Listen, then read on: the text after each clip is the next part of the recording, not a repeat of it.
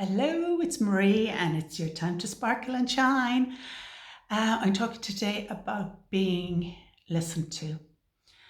I had, it was probably the first time no, actually, it wasn't the first time in my life. I think we've all had occasions where we're saying somebody and we're saying something to somebody, and what it is we're saying is not what is actually being heard.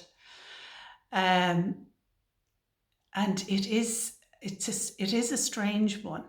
When I went through my divorce, I remember having a challenging time with my solicitor, and I was trying to get her to tell her how the way she was working was frustrating me, and she just didn't get it, so she didn't. And in the end, I came to the realization that it didn't really matter what it was that I was saying to her, that she just did not get it, or she didn't want to hear, or, and that was, do you know what? The need, sometimes you have to let go that need to be heard in the way that you want to be heard, because you can use up unnecessary energy. So you can. And it's really, really, really frustrating. And I do know in the end, I made a conscious decision. I said, I need to let this go. Why was it important? It was important at one stage for me that I felt that I wanted to be heard. But the reality was that if what I was saying was not heard in the way that I wanted to be heard, then I felt I needed to let that go. And that's what it is I do. And I did. And it made a huge difference to me, because it's like that energy of where you want to hit somebody over the head and say, listen to what it is that I'm saying. What I'm saying is important to me. And it might be important to you, but it's in the grand scheme of things, is it of overall importance? I'm just thinking about politics there, because it can come up like in having different sides. And each side is convinced that they're both right.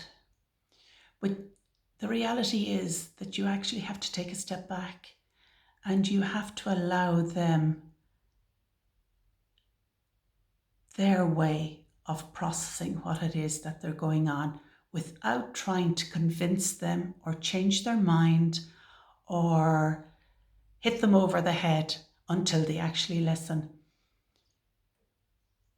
That part, that energy, because what you're doing is you're trying to impose your will on somebody else, and that's not really healthy. So it's not, and it's not really conducive to you. So taking a step back, and if somebody asks you, then you can say what it is, but letting go of the need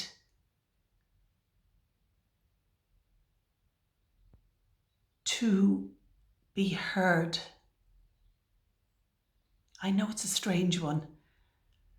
Actually allows you to be heard, because they've different energies. Trying to make people hear you is very, very different to actually speaking about your experiences and open yourself up to being heard. This isn't exactly what it is that I was talking about, or at least that I wanted to talk about earlier on, and it may sound a little bit convoluted, but it's what's coming to me to be spoken about. And one of the things that I'm learning to listen to is my intuition, my ability to speak without imposing my will on others, so that they actually hear me. Because it's like scattering seeds on the wind. It actually allows it to flow faster and flow further away than when you are trying to enforce. So it's like the energy is denser and it really is allowing it to fall at your feet, whereas taking a step back and allowing it to expand and allowing the energy to flow and allow the seeds to flow, allow what it is that you want to say to be heard, because we live in a fabulous time of transformation and change. And oh my God,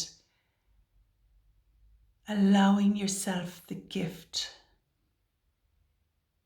to be seen, to be heard, to be acknowledged, to be respected is something that we all have within us.